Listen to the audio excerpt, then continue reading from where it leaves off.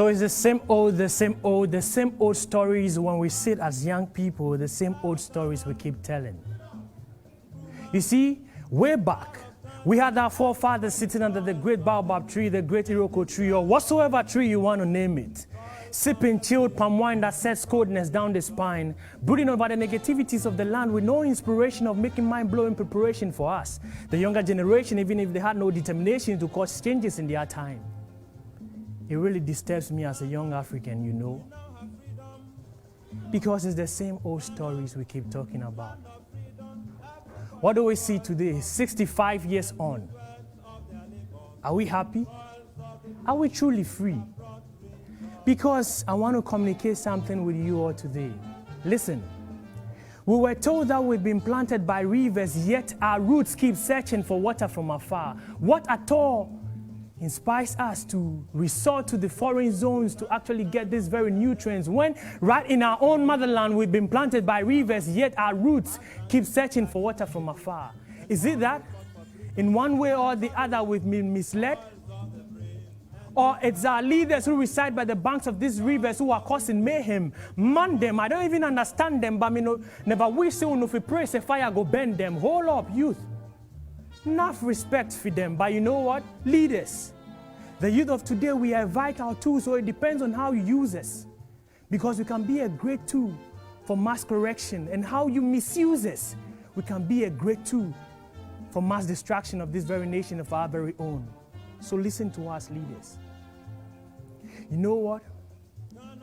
On this very day, I want to tell you one thing. Osajifo once said, that our freedom will be limited until it's connected to the total liberation of our African continent. Osajifo, you again said that it is far better to freely govern or be misgoverned by your own self than to be governed by anyone else. Osajifo, you again said that Africa is rich but not poor. Osajifo, on this very day, we celebrate you for gaining the independence of our very own land. But Osajifo, on this very day, I want to tell a story to everyone who is even right here in the studio or watching me from their homes. Osajifo, before you gain the independence of this very land, cast your minds back then. Everyone watching me to everyone here. There were people who found their ways into our homeland, our own Ghana land, our own motherland. They navigated their ways into our homeland with a broom in hand. What kind of guest visits with a broom in hand if there are no other motives to this? And that very guest that visited us with a broom in hand in our own motherland, Osajifo, they lived with us. And these are guests that woke up at dawn to sweep, while the rightful owners are still sleeping. Osajifo, if these guests have no other motives, then to you fellow Ghanaians, I say, keep sleeping. That a guest came into your own homeland with a broom in hand and swept at dawn while you were still asleep, and you keep sleeping and hailing them, then I don't know what else we should be talking about. Osajifo, they swept our leaders off their feet. They swept our resources. Osajifo, they swept everything to the point that today we cannot boast of anything. Osajifo, this same visitors left our homeland when we claim we gained independence, but they are back now in a very nice fashion. Osajifo, they didn't come back only with a broom in hand. They also came with a mop. They wiped and mopped us dry to the point that we have water bodies, but we can't even drink of them. Osajifo, galamseo. Do I have a say? Fellow Ghanaians, do you have a say? The whole nation is in a mess. It's in a total mess where we find the judiciary and the media houses, which I'm told and I've learned from school that these are very independent bodies who help to progress the land. But today, media houses are owned by politicians and manipulated anyhow, and any platforms, and anything goes out without any verification. Osajifo, this is the Ghana you've left behind. The foundations were solid, but today, instead of building superstructures, we are living on atakpames. Osajifo, I tell you one thing. Even now in our very own country, we call them foot soldiers. But I tell you, the foot soldiers know the truth in this very land, but they are only being fools of that very foot soldier work because the whole political system is still footing their bills. So they keep being foot soldiers, but they know verily in their heart that they are fools in their own jurisdictions. Osajifo, maybe they might say we are not actually talking the way we're supposed to be talking because we are not like-minded. So I look forward to that very new Africa you spoke about in Nkrumah. I look forward to the unity of this very continent. I look forward to that very new Africa. A new Africa where MPs won't travel overseas pretending they're not seeing the kids in their communities, sitting under trees having studies. Osajifo, I look forward to that very new Africa.